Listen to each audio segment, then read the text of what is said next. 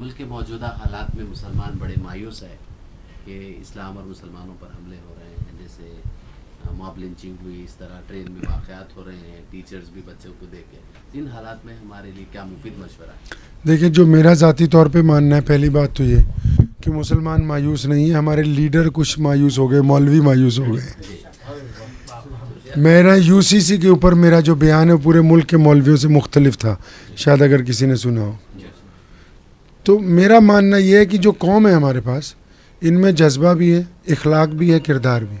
دو بندے ہمیں بار بار دھوکہ دے جاتے ہیں پورے ملک میں، یا تو کوئی سرکاری مولوی دھوکہ دے جاتا ہے یا کوئی لیڈر دھوکہ دے جاتا ہے۔ تو ہمیں نیک صالح کی عادت پیدا کرنی ہے پورے ملک میں، اچھے علماء کو، نوجوان لوگوں کو جو دین کا صحیح کام کر رہے ہیں ان کو اپریشیٹ کرنا ہے کہ آپ کیجئے۔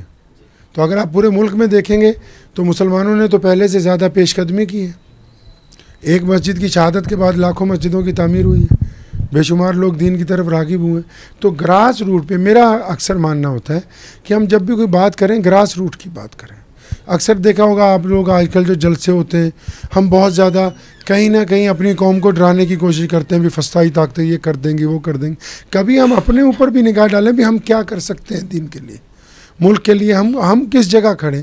تو میری ماننا یہ ہے کہ کچھ نہ کچھ ہمیں اپنے اندر بھی تبدیلی لانے کی ضرورت ہے انشاءاللہ۔ ایک سیاسی سوال یہ ہے کہ انڈیا الائنس بنا ہے پورے ملک میں BJP کی کم کرنے کے لیے، کیا مسلمانوں کو ان کے ساتھ جڑنا چاہیے؟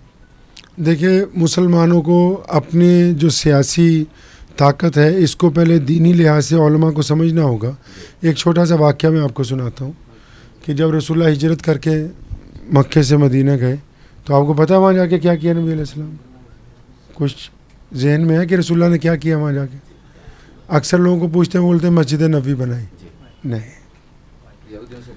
ہاں، سب سے پہلے لوکل گورنمنٹ کا معاہدہ کیا گیا کہ ہم اپنی آبادی کے تناسب کے لحاظ سے کیا ہمارے حقوق ہیں۔ تو یہ اسلام کی وہ بنیادی پہلو ہے جو آپ کو یہ کہتا ہے کہ سیاسی شعور بیدار کیجیے۔ کسی بھی الائنس میں چلے جائیے، آپ یہ دیکھیے کہ وہ الائنس آپ کو کیا حقوق دے سکتا ہے، اپنے حقوق کی بات کیجیے، اس کے بعد جائیے انشاءاللہ تعالی۔ آج ہی الیکشن ڈکلیئر ہوا ہے 5 ریاستوں میں، جی، تو عام طور پر دیکھا ہی جاتا ہے کہ مسلمان پولنگ پرسنٹیج میں بہت کم تعداد میں نکلتے ہیں، کچھ مشورہ؟ میں تو پہلے ہی کہہ رہا ہوں، نبی علیہ السلام کا یہ واقعہ بھی آپ کو سنایا کہ آپ کو سیاسی شعور بیدار کرنا ہوگا۔ اگر آپ سیاست سے دور رہیں گے، ایک بہت چھوٹی سی بات ہے گستاخی والی، آپ کو سنا دیتا ہوں۔ آپ نے دیکھا ہوگا بڑے بڑے اجلاس ہوتے ہیں، مسلمان سوسائٹیز جو کرتی ہیں، اجتماع جو کرتے ہیں پورے ملک میں، صرف دکن کی بات نہیں کر رہا ہوں۔ تو میرے والد صاحب رحمۃ اللہ علیہ کہا کرتے تھے یہ بکریوں کے اجتماع ہے۔ کیوں؟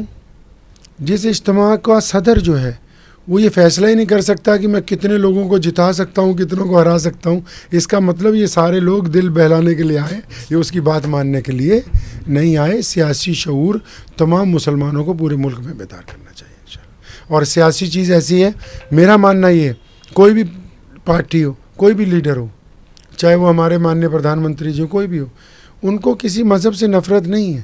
سیاست دان کو اقتدار چاہیے، آپ اس میں کہاں تک حصہ داری عطا کر سکتے ہیں، آپ کہاں تک حصہ داری دے سکتے ہیں۔ آپ حصہ داری دیں گے تو آپ کو بھی وزارت دیں گے بھائی، آپ تو حصہ دار بننے کے لیے تیار نہیں ہیں۔ آپ اپنے اپنے مقام پر اس میں حصہ داری ڈالیے تو یہ جتنے سیاستدان ہیں آپ کو بھی عزت دیں گے انشاءاللہ تعالی۔